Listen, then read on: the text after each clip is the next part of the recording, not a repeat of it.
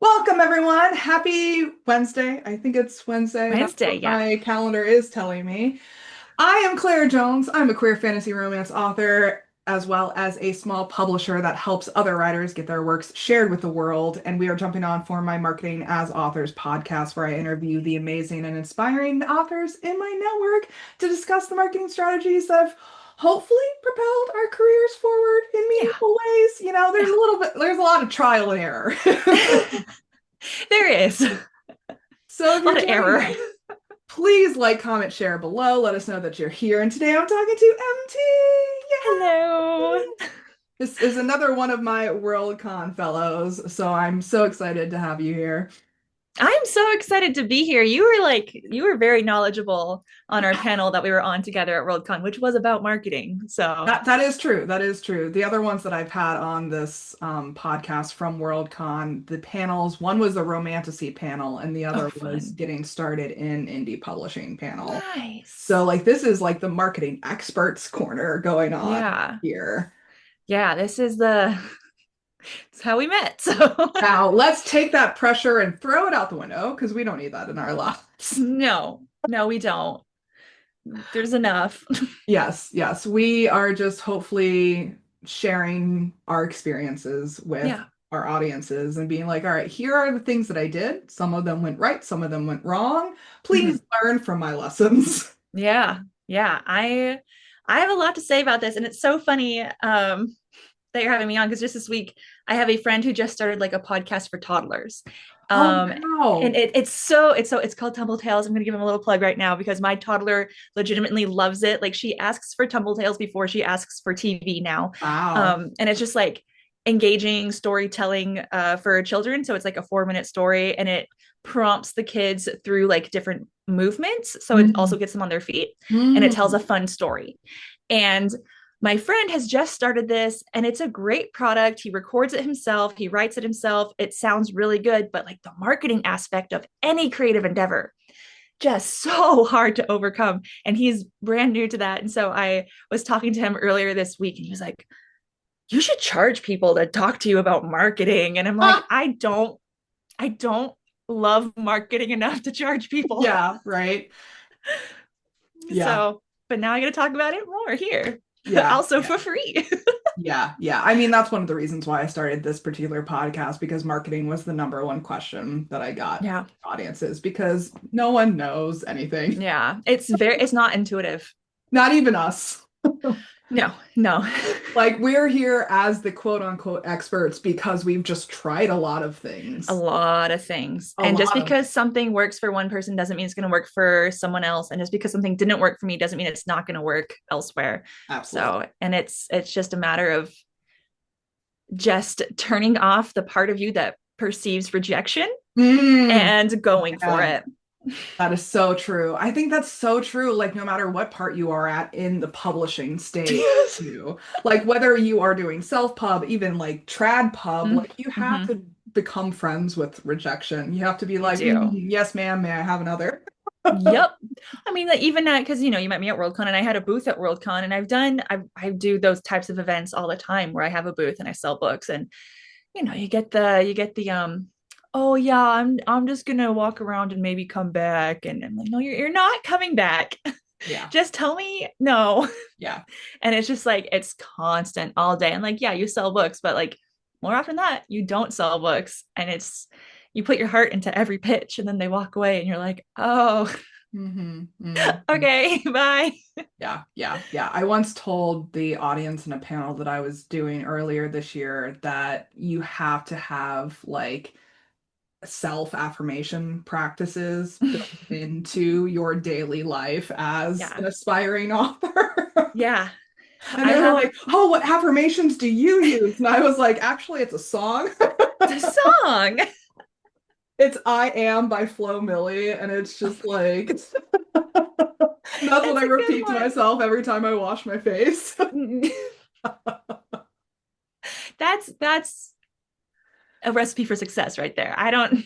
I mean, we all do what we can, right? We all do Like, what we can. we're imperfect beings living in an imperfect world, just trying our best. And Yeah. you have to just create those support systems for yourself. Yeah, I have a folder on my phone that's like screenshots of the nice text messages or DMs or emails or like yeah, even the reviews that are like really nice. And I just like if I'm ever feeling down, like, oh, look at all these people who cried because I wrote words on a page. Yeah. Like, and that helps. Yeah. Yeah. I So always tell my reviewers, like, you are the army against my imposter syndrome. yes, that I imposter hope you are syndrome. okay doing that role. Yes.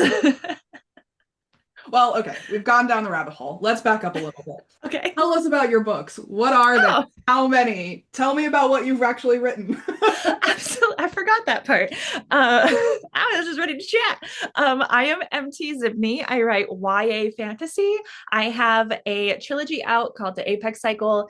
It is a YA superhero fantasy. Yes, it's a fantasy, not a sci-fi, but it takes place in a modern day type city. And the main character has no superpowers. Her roommate gets kidnapped by villains, and now she's trying to join the secret superhero team at her high school to help get her roommate back. Everything falls apart. And yes, it is a fantasy. And then I have my newest release, Skalterra By Nightmare, which is a YA portal fantasy, and it is the first in a duology. I'm working on the sequel right now. It should be out next spring. And that follows Ren, who has just graduated high school. She wants to be a volcanologist, but she's been waitlisted at her dream college. And then magicians drag her consciousness into an alternate reality where now she's a blue haired living weapon who's been tasked with keeping an evil magician from breaking free from their world into ours. And she is extremely grumpy about it. Yeah, again, zero pressure. Zero pressure. Yeah. So that's what I write. So that's a total of 4 books. I was also in the Blades for Hire anthology with a short story called Skull Broken that you can actually listen to for free on my website. Mm. Um, and that takes place in the world of Skalterra by Nightmare, but it's not related to like the plot at all. You don't have to have read one to enjoy the other. And that one is a magic heist set against a background of postpartum depression. Interesting. I do love Yeah, seeing mothers in fantasy. we need more. We do need more. They are underrepresented. My favorite that I've come across is The Adventures of Amira al-Sarafi, I Ooh. believe. I don't know if you've come across that one, but it's Mm-mm. Middle Eastern Yeah, themed fantasy, and she's like a retired pirate captain I queen, love it. and she's basically dragged out of retirement against her will. I love a reluctant hero. She's like, I'm old, guys. I have knee problems. Like, why am I doing this? That's fantastic. Yeah, we definitely need more of that, I think, in terms of representation.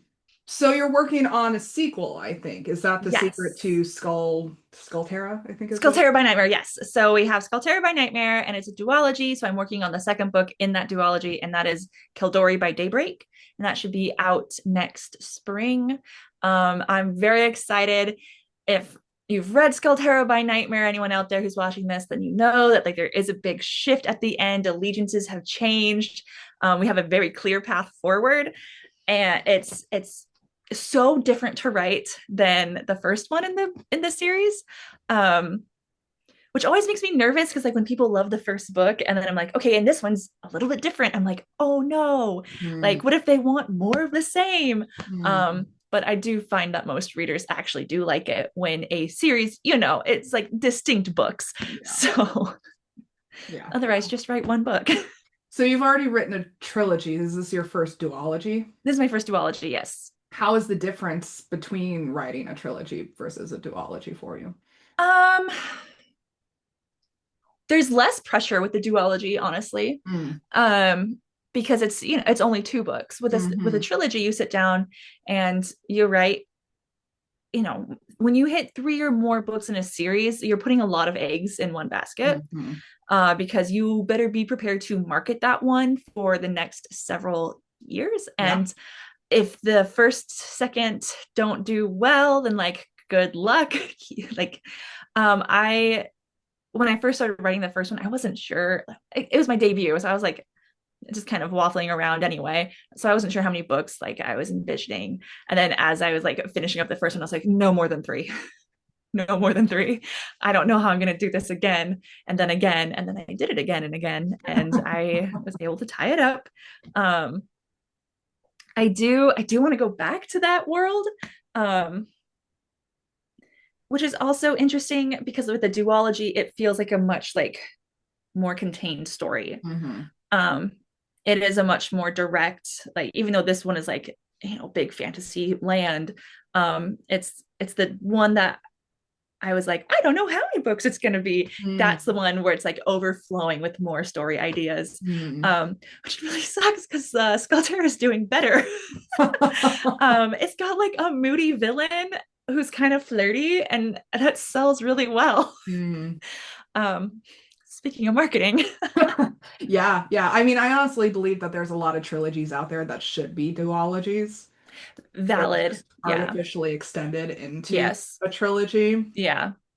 I feel that way as well.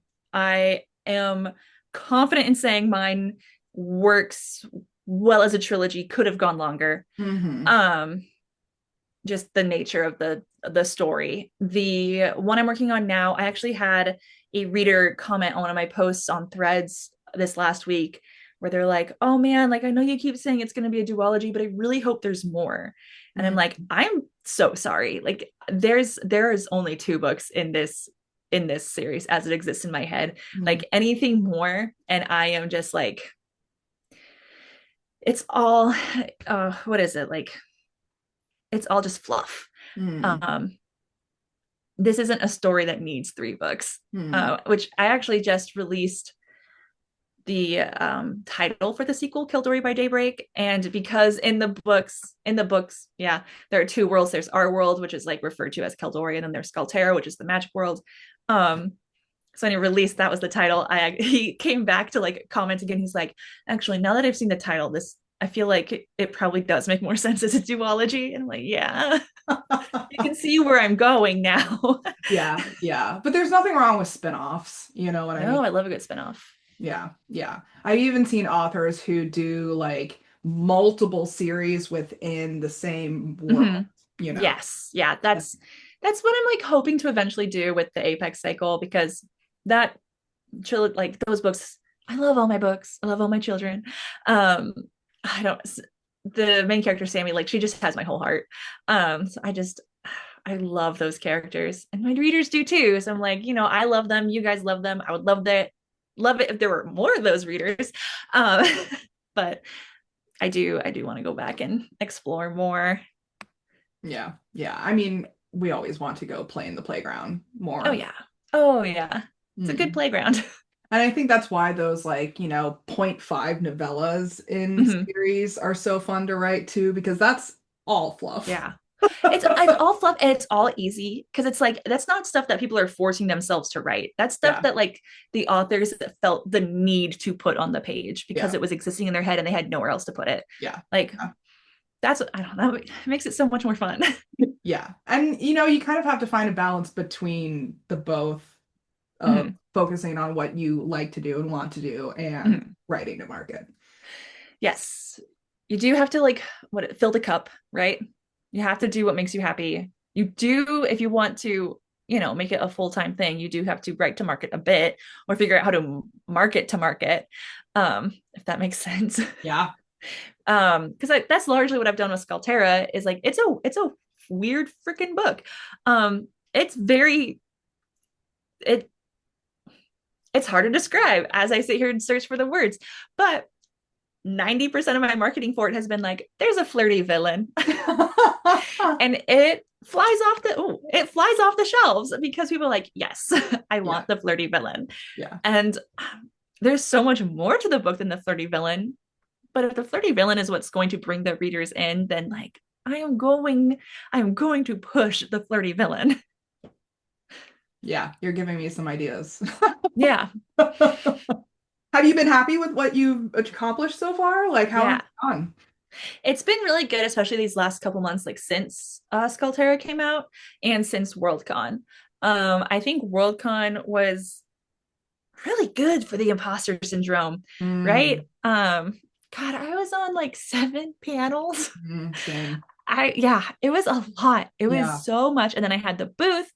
But then like from the booth, like I keep joking, I'm trying to gaslight Matt Dinneman into thinking we're friends. And you know what? I think it's working a little bit.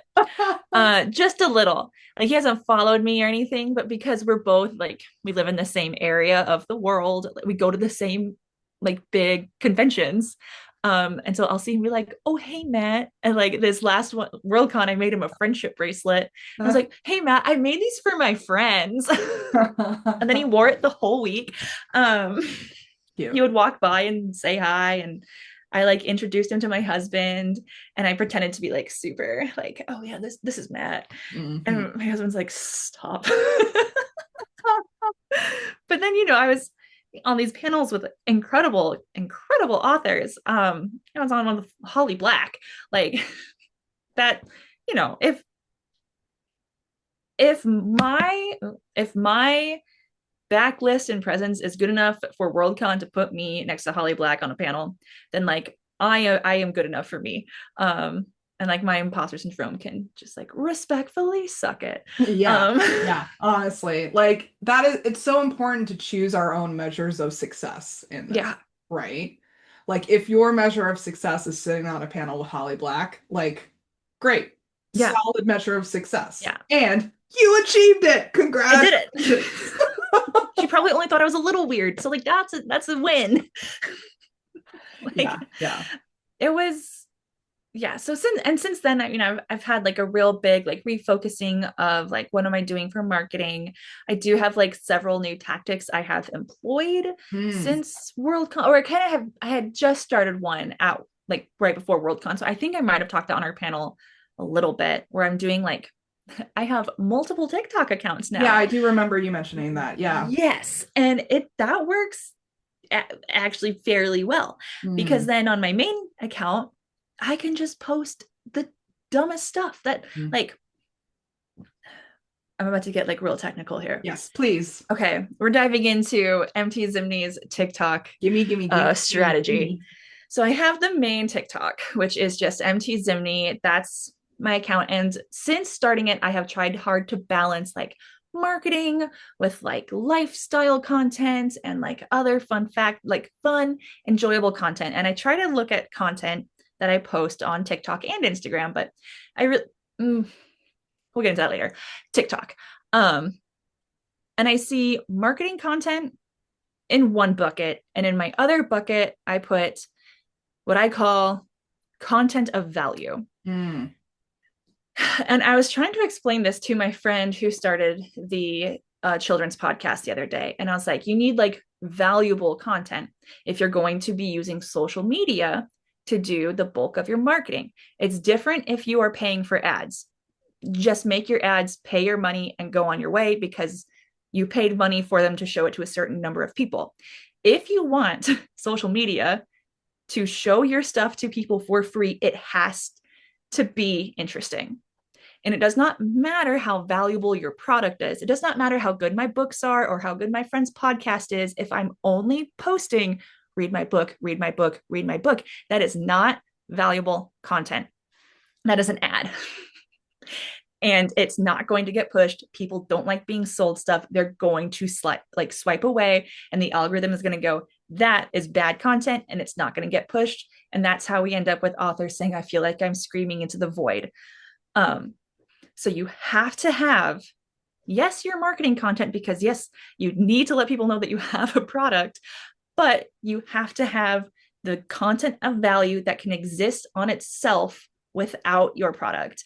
And I actually had like a chat with Rebecca Thorne about a Hmm. year ago where we did like a Zoom call like this, and she imparted some beautiful advice to me where when it comes to that content of value, think of it like a Venn diagram, and you can have however many circles of your Venn diagram you want, but like she said, start with 4, and each circle is like a different niche that Hmm. you are knowledgeable about and you are excited about. Because if Hmm. we don't like making our content, we're going to burn out. Hmm. And we can't afford to burn out when we're also writing these books. So she broke it down. You have 4 or whatever number of niches, and each of those niches should funnel back into your product or your book. So I will often post videos where I just talk about human phys and anatomy because that's like what my degree is in. I know a lot about anatomy and some STEM stuff. And I write about superheroes. So like that, plays very well together. And I have a series where I do anatomy and physiology for writers because writers often want to know like how much blood can my character lose before they lose consciousness. True story. Yeah. And so I do those videos and those do very well. I'm not trying to sell a book. So people are like, hey, you're fun and knowledgeable and you're not trying to sell me something aggressively. So I'll follow you. And when they follow me and I post my daily or whatever ad, I guess, they're more likely to see it because they just followed me for all my fun facts. Just today, I have, let me look at like how many views we're at. I posted a video because my sister can play the piano. Right. I did see that one. Yes. And so she was over the other day and I'm like, I need like piano background music for like marketing purposes. I'm not going to get like dinged on YouTube for like commercial use or whatever. And so she just sat down at my piano and like played, and there were some funny bits from the video. And so I made a video and I posted it this morning, and it is currently at 163,000 views. And it's gotten me at least 100 new followers. So nowhere in the video do I say, she's doing this for my book. I think I said it in the comments and I said it in the follow-up video, but people are like, look at this girl who knows nothing about music theory play beautiful piano. And now it's building my brand, which in turn will create readers just because that content doesn't directly result in sales. Doesn't mean it's not valuable to me as well as to the viewer. So because I wanted to focus more on content of value on my main account, but I still wanted to like blitz ads into the ether, I started side or like satellite accounts. I have 3. You don't need 3. I'm crazy. One was like a different experiment and it eventually morphed into a slideshow account when those proved to be more effective. And then the other 2 started as slideshow accounts. One is specifically for the Apex Cycle trilogy and the other one is specifically for Skalterra. Just to kind of keep them separated. And I try once a day. I should be doing 2 or 3 times a day, but life is hard. And I make slideshows that just say, oh, would you read a book that's like Percy Jackson meets Batman? And then I have like 4 or 5 slides. And then at the end, I have like comp titles and I have the books on there. And then the caption, I have the synopsis and the trope list. And those work really well. Sometimes they flop hard at like 9 views, but then like the ones that do well, they get better save. Like ratio, like likes to view ratio is not indicative of how many sales are going to make. Save to view ratio, way more indicative of how many sales you're going to make. 10 to 20 saves, you've made a sale, like almost guaranteed. And those, like if they hit 1,000 views, and many of them do, that's usually 15 to 25 saves. So, post 1 or 2 a day. Like the ones that pop off, like you're making much more. So it's kind of like the lottery a little bit, but it's free to play. And there's tricks I've used where I do like text shortcuts. I have my slideshows. I just reuse the same like 5 to 10, whatever slideshow texts. So I'm not thinking of new content every day. I'm just saying, what have I not posted recently? Yeah. I use the character art, use the cover art, stock photos that are like free for commercial use. I don't use AI. Yeah. No, thank you, ma'am. And I don't use photos I don't own. But like I have enough, like, and you can even like reuse the same photo. Like you can just use like a zoom in of your cover. Like if that's all you have, that is enough. But yeah, those have been working great. And I can pump one out in like less than 3 minutes if I'm focused. Because again, it's all text shortcuts. I have like my notes app has a note with like all the captions saved, copy paste that in there and then post. and then I can focus on making content of value on my main page. Although I have been doing on my main page, I'll do the really cringy ones to make, where you kind of like make a little face at the camera and you play some music over it, and then you put like a quote on there, usually about my flirty villain. Um, those do fine on TikTok. Those, if you post them regularly on Instagram, it's kind of, you have to like teach the algorithm that you're like trustworthy and that Mhm. you will post consistently. But like a week or two in, those pop off on Instagram. Mm. Um, I am making more page reads than I have ever made ever in my career, and I've been doing this for like a month. Mm. And I mean, it again, you can reuse stuff every few weeks, like the Yeah. ones that do really well. I had one that got like 500,000 views at the start of Skalterra's, like right before I released it. So that gave it a really good push at the start. Reposted it again in August, had a huge boom then too. Sprinkle all these other little ones in there. And then on occasion, those ones will also like have their own little booms. And again, it's like playing the lottery. Like Yeah. they're It is. super low effort to make. They feel a little cringy. They feel super cringy. You feel a little spammy posting them, but like it sells books. It pays for their groceries. Yeah, it's wild because social media is considered this like holy grail of marketing these days Mm-hmm. because especially with TikTok, virality is Yeah. so impactful sometimes. Mm-hmm. The key word is sometimes. Because I'm Sometimes. remembering a story that you told at the panel about your video that went hella viral. Hella viral. Yeah. um, the Finn video, the dog video. Yeah. So if you're unfamiliar with me and my work and my social media presence, I did have a dog video go hella viral, to use Claire's words. In right at the end of December was when I posted it. So it kind of peaked through January because I think I posted it like December 31st. And essentially, my husband, my toddler, and I were driving home from my in law's house with our two golden retrievers in the car. And my mother in law texted me when I was halfway home.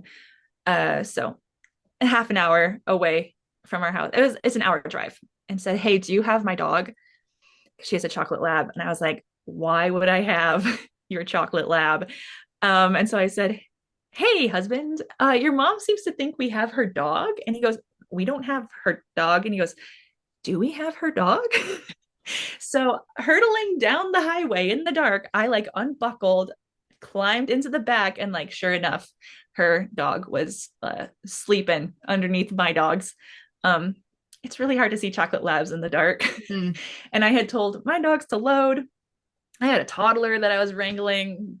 Finn just loaded with them because he's an obedient boy. Um, I made a TikTok about it, and within a day, it had over 8 million views. I think it's currently at like 13.5 million. It got like 7 million on Instagram. It ended up on Good Morning America's Instagram page. I ended up in People, their online magazine. I ended up on Newsweek and Distractify. Um, and I had like a pretty good boost of book sales. Mm. And I did get some very loyal readers from that who I'm pretty sure like the guy who was commenting and saying, "Oh, I wish this new series was going to be more than two books." I'm Mm. pretty sure he found me because of the dogs. Mm. Like, and the people who found me because of the dogs are very eager to let me know. Also, they're like, "I'm so glad Finn brought me here." Um, and it was great. It definitely was a step up. I had a real boom of a month in January, but it doesn't last. Yeah. It's one viral moment, and you can there's no way to be churning out constant viral moments without driving yourself insane. That kind of pressure to put on yourself is nuts. Yeah. Um, Talk me through so the journey between going viral in January and starting this multi TikTok account kind of strategy? Because I'm guessing there's Yeah. a thread between the two. You know, kind of, but because obviously it was a video that wasn't about, it wasn't an ad, Yeah. right? That pushed my books or pushed my page, I guess. I went from like 4,000 something followers to 17,000 followers in the span of like 2 weeks. And that was just Um, on TikTok, correct? that was just TikTok. Yeah. Um, and you start feeling guilty every time you post ad like content because that's not why those 13,000 people followed me. They Yeah. followed me because I posted a funny dog. Yeah. Like that's what they want. And again, I did get some very loyal follow or like readers from that. Um so there's sort of this like you sort of have this like epiphany moment of like, well, I should be splitting it to a degree because I do think you still need to talk about your product on your main page. One of the reasons the Finn video helped me so much was because I had just posted um, several videos that were more ad like. Mm. Um, and so people would go to my page to see what's this Mm. lady on about. Like what the And they, most recent videos were, like what yeah, is her actual because vibe beyond. those all also skyrocketed in views. Yeah, I would imagine so. So it's good to have those videos, but those Yeah. aren't the ones that are going to go viral. They might. I know someone who she did a very ad type video and it did go viral. It got like 2 million views and it stressed her out so much that she deleted the video. Mm-hmm. I think she made like $4,000 that month on Kindle, which is insane. Mm-hmm. But then it dries up. Yeah. Um, it's not it's not a strategy that's going to keep your book sales going. Yeah. So Yeah. you have to build the brand. You have Yeah. to, yeah. It So it's sucks. this, It's work, but I mean, it's this combination between more salesy oriented content and mhm. lifestyle content. We Yeah, always talk about the ratio. Like, is it 80/20? Is it 90/10? I You think know it what I depends, mean? man. It's I will say if you go to my page, you can always tell when I'm very busy because it will be mostly ads because that's what's easiest to make. Yeah. Um, so I had a busy September. So it's a lot of my recent stuff has been like very like markety. This last week I've been trying to be less markety, and obviously it's working because the piano video that like my phone is just buzzing like crazy next to my leg right now because my family is all texting about it. Mm. Um, which is funny because I've gone way more viral than this. But this is the one that has my sister in it, so You're it's lifting better. all boats. I know. So No, I mean, like, I've found that trend in my own content too. And I mhm, found that the perfect formula is to combine what I call proof of work content and mhm, value content. yeah, When I say value, I don't mean like valuable, I mean like what my values are, what my brand yeah, values are. yeah, And that's how I view those like Venn diagrams that Rebecca Thorne talks about because she yeah, very much changed my content approach when she was talking about those Venn diagrams. mhm, And so I have like my brand bubbles, right? My brand topics. And so my best content is content that primarily talks about those bubbles, that Venn diagram, but also provides a breadcrumb trail to my proof of work yeah, of being like, this is how this stuff shows up in what I actually write and what I right, actually do, what I actually sell. But right, it's not a sales pitch to say that. It's right, just providing evidence to my walking the walk as well as yeah, talking the talk. right. And I think that that's the step that a lot of people are missing these days because we have graduated into this era of marketing where the sales pitch is no longer converting. Nope, It's just not. We're nope. we're evolving as a society, which I'm slightly happy about. But Sure. on the other hand, so many people have been trained in the old marketing paradigm Yeah. that they think that that's what marketing is sales pitching. Yeah. And it's not anymore. People, I mean, obviously they're not going to like blind read a book, blind buy a book, but I think we do live in a day and age, like you said, things are changing. Consumers are becoming more conscientious, conscientious, conscientious. It's fine. This is like exacerbate all over again. Um, I had a good laugh over that one. it's a deep cut because that was you that That was commented. me. Yeah, that was a DM conversation. Like that Oh, wasn't in public. that's probably fair. Exacerbate sounds not great, and it is how I I was mean, I trying to was cut pronounce. down, I'm not gonna lie. This is why I hire someone to do my audiobooks for me. Yes, Um, I concur. yeah. Um, anyway, consumers care more about the person behind the product now than they have ever before cared. People want to support people that they care about and people that they align with and people that they feel connected to. That's like a whole nother bucket of worms, just like navigating parasocial relationships and something Oh that man. Yeah. I okay, it's fine. We won't. It's something these last this last how many what day is it? Last 10 Wednesday. We months. established that at the beginning of this podcast. I'm trying to figure out how long 2025 has been. It's been decades, it's been Decades. eons, it's been centuries. Since the Finn video blew up, and I have been like adjusting marketing accordingly. Um, and I have seen a pretty good boost and uh upwards trajectory for myself these last 10 months. The parasocial Yeah. stuff has been increasingly difficult to deal with. Um, I don't love it. People feel entitled Mm, to the creators that they love. mm. Um, I mean, not to get like super controversial, I feel like we're seeing it right now with Taylor Swift, um, Oh, yeah, I have so many who thoughts. I have a lot of thoughts, and it boils down to she is an artist. She does not owe anyone anything. Yeah. As much as we want to hold artists to that standard. Um,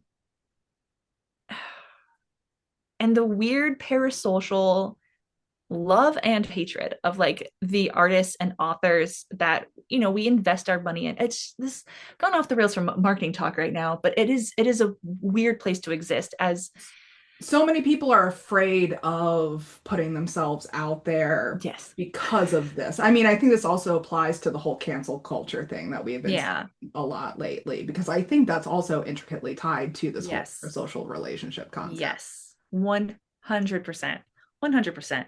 Um, I do think, unfortunately, we just live in a time where now you just have to be like, well, this is like where I stand, take it Yep. or leave it, Yep. because either way, even abstaining from engaging in the conversation is going to cause some sort of Yep. ruckus either way. There's no way to exist perfectly uncontroversial. There's no way to exist perfectly, period. That's true. We are imperfect beings living in an imperfect world, and I wish we had a little more grace for the imperfections, both in ourselves and others. Yes, 100%. 100%. It's ridiculous the standards that we have started holding people to. Yeah. Um, Yeah. and then I There's a lot of joy that comes from finding community, finding our tribe, yes. finding our Oh, yes. audiences. And I always try to remember people, especially the people who are afraid to put themselves out there. Like I'm talking about the newbie writers who haven't even like made a TikTok account, or if Yeah. they have made the TikTok account, they're purely lurkers and haven't posted a single thing Yeah. since they created. Yeah. And this even applies beyond TikTok, like Instagram, YouTube, whatever platform you want to insert in Hmm. here, is like it is supposed to be fun to engage with your audiences because they are Yes. presumably your people. Like your vibe is your tribe, right? Yeah. And there's also that, that's the interior line of engagement, right? Hmm. The Hmm. exterior line of engagement is when it turns into that parasocial pressure Yeah. to like cave to their demands or Yeah. violate your own boundaries Yes. to engage with Yes. them. Yeah. I had a follower DM me just this week. I don't think they're going to watch this. Um, I had a follower DM me just this week because a local bookstore had blocked them, and that local bookstore stocks my books. So she thought that I would tell them to unblock her and fire whoever blocked her. And I was like, no. I do not have that power. And if I did, I wouldn't. Yes. Yes. It was very bizarre. Yeah, I had to recently, because I do karate, I had to recently, just because of the way things have been like going, I don't think this is going to happen, but I had to tell my karate sensei, I was like, hey, if anyone ever contacts the dojo saying they want to do karate with MT Zimny, the answer is, I don't go here. So even if they tell you they're my friend, because they're probably not. Yeah. So, Yeah. And I think that boils down to creating boundaries, mm-hmm. enforcing boundaries, Yep. respecting boundaries both for yourself and others, which I think also ties back to this conversation that we were having earlier about those self-support structures you have to put in place in order to Yes. succeed in this. Yes. Because I've had to fight long and hard for my boundaries over however many years, my entire life, probably. Mm-hmm. And now I've gotten to the place where people are like, oh, look at you and your boundaries. And I'm like, It's yes, so I've had to great. fight blood, sweat, and tears for these boundaries. Oh my Um, gosh. but I've I also had to fight for my own self-service too, Yeah. of supporting myself mentally, emotionally, physically, spiritually, right? Yes. Yeah. Yeah. Um, and yes, you do become a public figure when you become an author. Like Yep. that's part and parcel of the decision of the arrangement. And people don't understand Yeah. that as soon as you have that writer account, you are a public figure. Yeah. Um, Yeah. I recently had I recently had a man come into the comments on one of my satellite accounts. Granted, my satellite accounts, I'm obviously not focused on building a following there. I don't have a lot of followers because that's not what I'm trying to build. So I think he came in, saw a female writer writing YA, and he decided to comment, that sounds like complete garbage. And normally I am used to trolls. Like I had a Yu-Gi-Oh video about my husband go viral on TikTok, no, Instagram this year, and I had so many trolls telling me that he should divorce me. So like I'm no stranger to Yeah. trolls. But when I clicked on this man's page, he's a writer. Hmm. And I was like, oh no, now I have to publicly shame you. Oh no. um, so I made I got on my main TikTok account where I do have a following. Um, and I took a screenshot and I said, hey, advice for writers. As soon as you are writing and have an account where you talk about your book, whether it's published or not, guess what? You're in the public eye. And this is a really easy way to ruin your career before it starts. And because I am messy, I did tag him. And he, as of like, because I posted this is like 2 weeks old now. As of 2 days ago, 2 or 3 days ago, he was still like fighting people in the comments. So I'm like, I'm not going to block you. I'm going to let you bury yourself. Like, and it's baffling that people think that they can act that way towards their peers and that they will still be able to build a brand. Well, I mean, first off, he doesn't view you as a peer, first Well, off. no, he doesn't. 100% not. And he absolutely thinks that even though his page is full of his face and he has his first name on there, he's like, well, no one's going to be able to like, I'm going to use a pen name. No one's going to know. And I'm like, we're all going to know. Your face is on here Yeah. and the internet is forever. If you are on the internet, have you seen the videos that one, like there's different, like, I don't know if it's the one lady or like several ladies, but people will challenge them, be like, find my real name from like Mhm. an account with a fake name, and she'll be Yeah, like, yeah. oh, I found your real Yes. name, this is where you live. Yeah. Yeah. It's you can be found Yeah. Yeah. Absolutely. 100%. Yeah. You need to be careful about your brand and your image, and you need to decide early on what it is you stand for and how you want to be perceived. AKA brand values. Like Brand I harp on this so much when values. it comes to aspiring writers is like you have to have the strongest foundation of brand values and Mm-hmm. strongest foundation of what you're trying to achieve here Mm-hmm. in Mm-hmm. order to do anything. You need to know who you are. Because you are going to get shaken, you are going to get broken, you are going to get laughed at, you are going to get ridiculed. Mm-hmm. And you can't, Exist existing as a public figure through any election in this day and age, you need the foundation of who you are and what you stand for. yeah. Part of Worldcon, one of the panels that I sat on was visibility in an oppositional world. Mm, And I was the only white woman on the panel. interesting. Okay. Um, and when it came to my turn to talk about my experiences and receiving opposition from my visibility out in the world, I was like, Mm-hmm. because I think I was invited as a queer author, not as Yeah. a woman. And I was like, honestly, it's because I'm a woman Yeah. that I get the most of my trolls, most of my Yep. haters, most of my hate DMs. I got my first hate DM this year.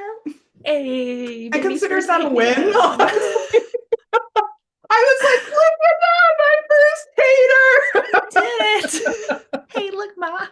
I know. It's like, look at me. Someone randomly across the world from me decided Mm-hmm. it was enough to DM me to tell me how much they hated me. I love that. I love that. I love it for me. Um, but it's because I'm a woman. It's not because I'm queer, 100%. No. right? And Yeah. so, like, especially if you are part of a marginalized community Mm-hmm. in this day and age, Yeah. you have to shore yourself up with everything at your disposal and Yes. start from that strong foundation. And I think that's honestly why those proof of work and value posts work for me so well, Yeah. because I'm interweaving those foundational values into everything I post, everything I Right. say, Right. so that when I do come out and actually take a stand on something, It's not a pe- shock. it's not a shock, it's authentic, people expect it of me. Right. And it's also a slight warning, each piece of my content to people who would be haters, would be trolls, Right. Right. right?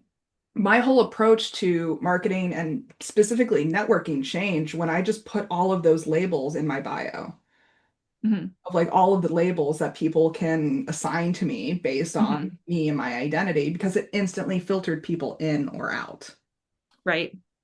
And if you're in, please come talk to me. If you're Sure. out, you can I let mean, yourself out this it's the old oh God, another word I can't pronounce, adage, adage. adage. The trash takes itself out. Yeah. Um, I make sure to, you know, I have lesbian characters. Yay. I'll wave goodbye to the few followers who leave and they're gone now, so I don't have to worry about them. Yeah. Yeah. And I think the point that we're circling around here too is, A, root yourself in your values and your sense of Yeah. self and what you actually want from this. And B, protect yourself intentionally from the dangers that abound. Yeah. And I think this exists in any career path that you choose. Yeah. Like, you have to accept the consequences of your decisions. Mm-hmm. You have to accept the consequences of your values. Mm-hmm.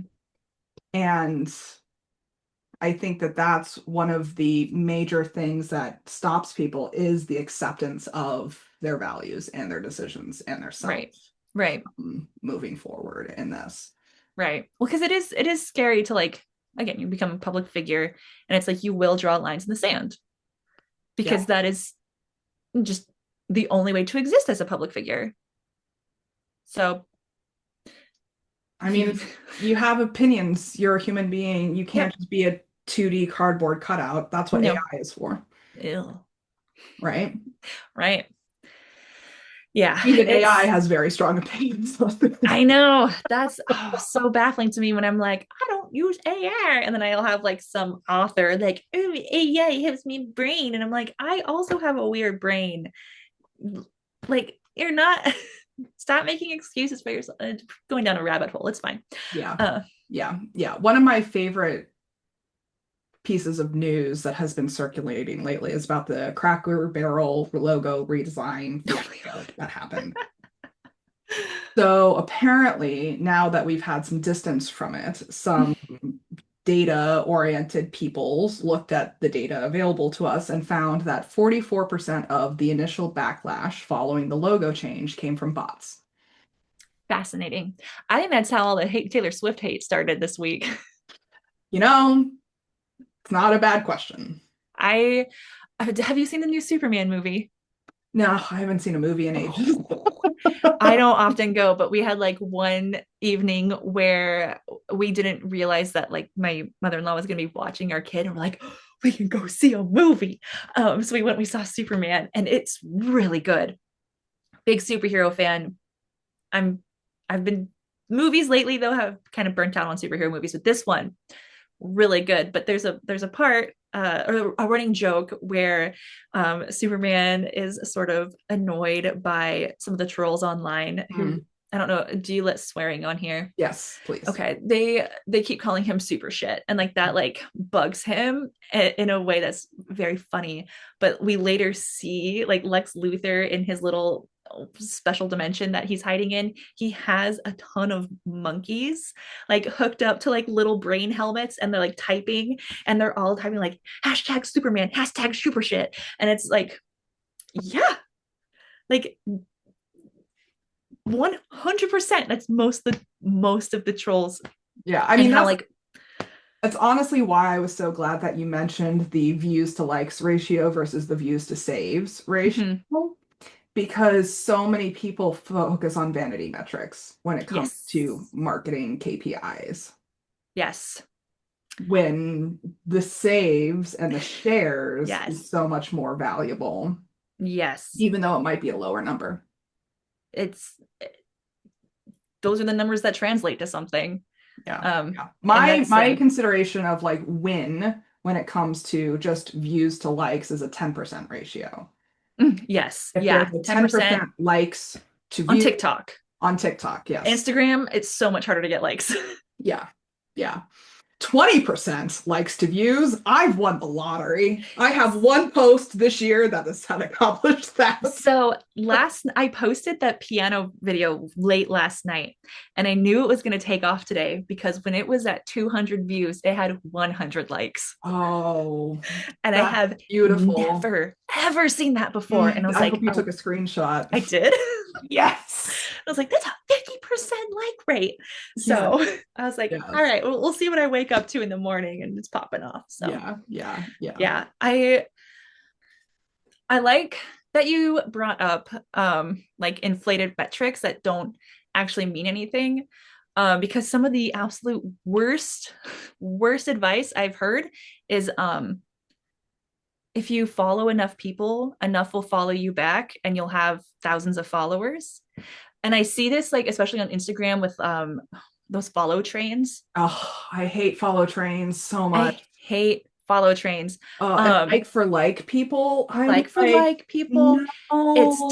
terrible. It is if the most, again, come back to content of value, if the most valuable thing you can offer another page is your follow in the hopes they'll follow you back, then you need to take a hard look at your content, because then your content, if your content should be drawing follows, not you clicking follow, and not follow trains.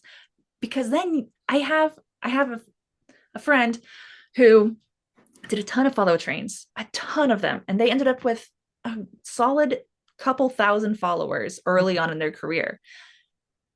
Their book never took off Hmm. because their engagement was terrible, because all Hmm. those people weren't the target audience. Hmm. and they follow and they ignore the content you post. The Hmm. same with bots. If bots are following you, Yep. and bots will follow back, if they won't engage with your content, and now the algorithm is seeing, oh, that's bad content because the followers aren't liking it. Because while algorithms work in mysterious ways, a lot of them work by showing your stuff to your followers first, or a handful of followers first, and Hmm. sampling it there. And if those followers don't engage, the algorithm's going to decide, well, then the general public's not going to like it either if the people who follow you don't.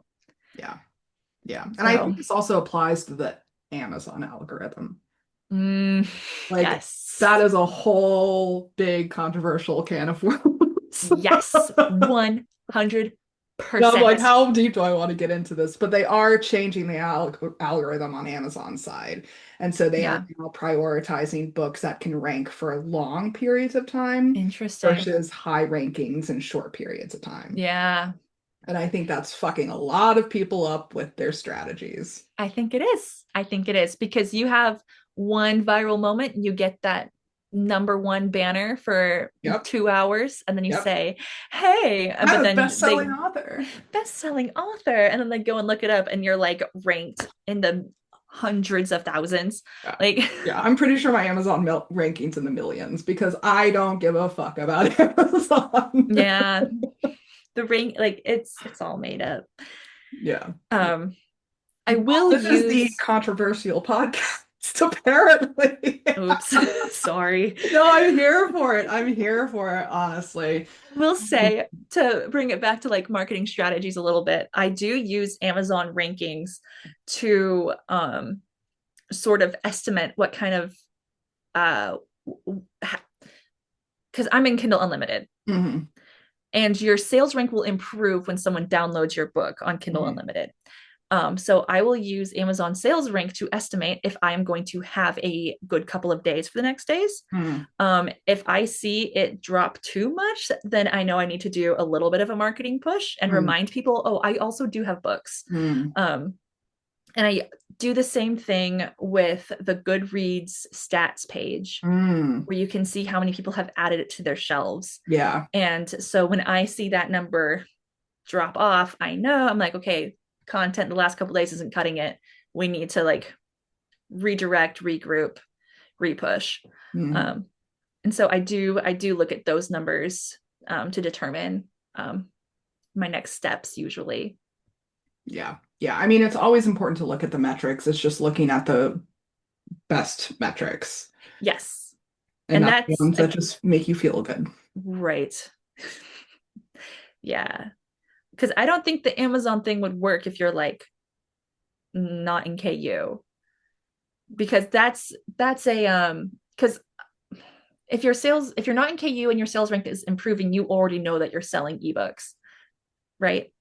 But if you're in KU and that sales rank improves not when they read the book but when they download it, and you see your sales rank improve drastically but you don't see any ebook sales come in, you know, oh, something I did was correct, and I'm going to see an influx of page reads in the next week.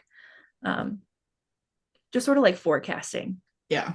um, but again, also not taking that number and being like, look at me, I'm number 3 in this really obscure category, Yeah. like, Yeah. which I am. Yeah. But then it's like the total rank is like garbage. So I'm like, okay. Yeah. I mean, it's an obscure landscape. And part of the experience that we bring to the table when we talk about these topics is Mhm. our trial and error in navigating that obscure landscape. Mhm. And there's so much conflicting advice out there on the internet Yeah. too. And I think that Mhm. is compounded by the fact that we are evolving together as a society too in our Yeah. relationship to marketing. Yeah. So I think the point of me saying that is that I want the audience not to think that they feel guilty or shamed because they haven't successfully navigated the landscape yet. Oh, yeah. Yeah. I just hit 5-year anniversary of publishing my debut. And like these last couple months, I'm finally seeing like something substantial. Like work. So 5 years in, Yeah. and not for lack of trying. And that's not supposed to be like a it's gonna suck or it's a if you keep at it, and again, there is a lot of conflicting advice because different things work for different people and different things work for different genres. Yes. Um, and on different sites. I do not approach Instagram and TikTok the same way at all because they're different. Um, but like if you just keep trying, like you'll get there, you'll get there. Yeah. Yeah. Yeah. So if there was one thing that you would leave the audience with, what would it be?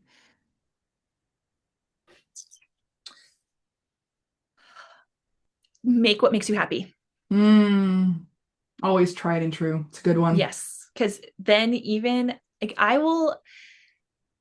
It sucks to scream into the void. It sucks to put effort into something that doesn't get views. But if I enjoyed making it, and if I enjoy watching it back, then I don't care how much effort it took because I liked it. Hmm. Um, and if I liked it, someone else might like it too. Hmm. Yeah. Yeah. And again, that's the whole like deciding what your version of success looks like Yeah. too. Yeah. Um, if your version of success is looking at the vanity metrics and you just want to feel good about yourself, go do it, boo. Right. Go have fun. Right. Yeah. It's the the metrics should be a tool, not a pat on the back. Yeah. Um, yeah. And again, not Amazon rankings. There's a lot of factors they do not take into account. Yeah. So Yeah. it's a lot of that out there. Oh, I was gonna say something and then I totally forgot. It's fine. I at least remembered that we had the meeting. So Yeah. Yeah. Well, as we wrap up, this is powerful stuff that we're talking about. And audience, we definitely encourage you to share your own insights, stories, experiences with us as well. Do you agree with us? Do you disagree with us? Do you feel the need to troll us now? you think my husband should divorce me? We'd love to hear it. Yeah, it wouldn't be the first time. Yes.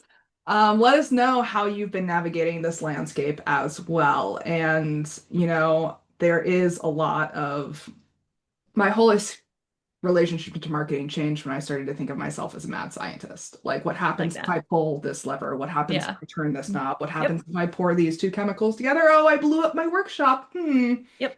I need to rework my hypothesis. Yep. That's largely how I have been approaching it since this summer. Yeah. Which then, you can turn into content, which I know we're wrapping things up, but like I did this experiment with the marketing and now you can try it too because it worked. Like, and I'm seeing like authors in my circle like try the things that I have tried Yeah. and have recommended. So that's really Yeah. exciting too. Yeah. And there's nothing wrong with blowing up your workshop every now and then. You can rebuild. Yes, exactly. So don't take it personally if something does flop. Don't take Yeah. it personally if you go get the trolls. Don't take it personally if you have to blow up your account and start over. Yeah. It's part of the process. It really is. Please do let us know if you have any questions. I know we talk about a lot of technical terms in these podcasts, so if you need the glossary definitions, let us know. We'll be happy to provide them. Special thanks to MT for joining me. It's been a pleasure. It was so much fun. It was great chatting with I you. I've know we missed could you talk since Worldcon. for ages. We literally got stuck on the light rail leaving Worldcon and We talked did. for like another hour. It was wonderful. It was wonderful. I saw you standing there and I was like, I know her. And I think we were both just like disheveled and exhausted. Yes, And accurate. it was only day 2 of 5. Absolutely accurate. Yes. Oh, what a Please blur. comment, like, subscribe below. Check out Linktree/clairjoyance for my links, and then where can folks find out more about you? Oh, social media. um, see what I did there? I am on Instagram and TikTok and Threads under MT Zimny. I think I'm on Facebook too under MT Zimny, but I don't use Facebook. Um, and my books are available in print, ebook on Kindle and Kindle Unlimited, and audiobook. Audiobook is wide wherever you like to listen. So go check those out. They are, I think, in very biased opinion, very fun. So And I'll make sure all of those links are easily accessible for our you're awesome. audience. Until next time, please remember that you all have extraordinary stories to share, and we're rooting for you as you use them to change the world for the better. Take care, guys.